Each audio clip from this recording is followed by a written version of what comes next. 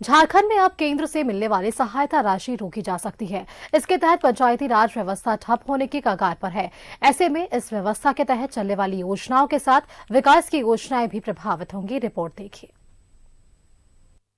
जब केंद्र सरकार की तरफ से पंचायती राज व्यवस्था के तहत मिलने वाली राशि रोके जाने की खबर राज्य की सरकार को लगी तो राज्य सरकार चलाने वाली पार्टियों में खलबलाहट दिखाई पड़ने लगी है।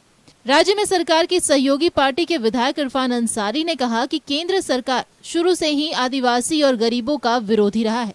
झारखंड जैसे राज्य में भी केंद्र सौतेला व्यवहार कर रही है। सेंट्रल गवर्नमेंट जो है वो शुरू से ही जो दलित, आदिवासी, अल्पसंख्यक विरोधी रही है और खास करके पंचायती राज का जो पैसा है आप समझ सकते हैं गरीबों का है, गरीब का हक है और झारखंड एक गरीब स्टेट है। इस मामले को लेकर हम लोग कल वार्ता किए थे सीएम साहब के साथ भी।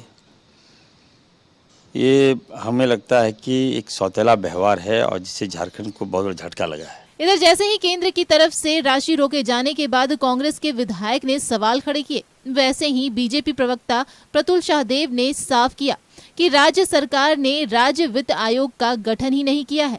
साथ साथ राज्य सरकार योजनाओं को लेकर एनओसी भी नहीं जारी कर पाई है। केंद्र सरकार ने इनको कई बार कहा कि आप यूटिलाइजेशन सर्टिफिकेट दें कि केंद्र जो अपना अंशदान दे रही है उस पैसे का सही तरीके से यूज किया गया। राज्य सरकार वो भी नहीं दे पाती।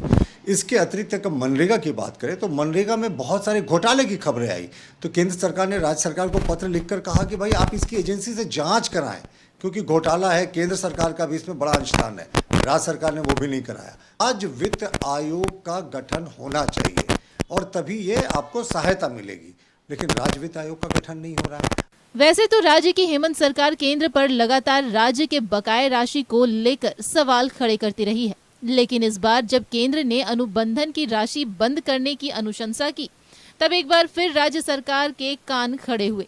ऐसे में अगर राज्य सरकार की तरफ से ठोस रणनीति के तहत पहल नहीं की जाती तो शायद राज्य में गरीबों और आदिवासियों के विकास को लेकर चल रही योजनाएं प्रभावित हो सकती हैं। न्यूज़ 11 भारत के लिए कैमरामैन कौशल के साथ राकेश कुमार की रिपोर्ट।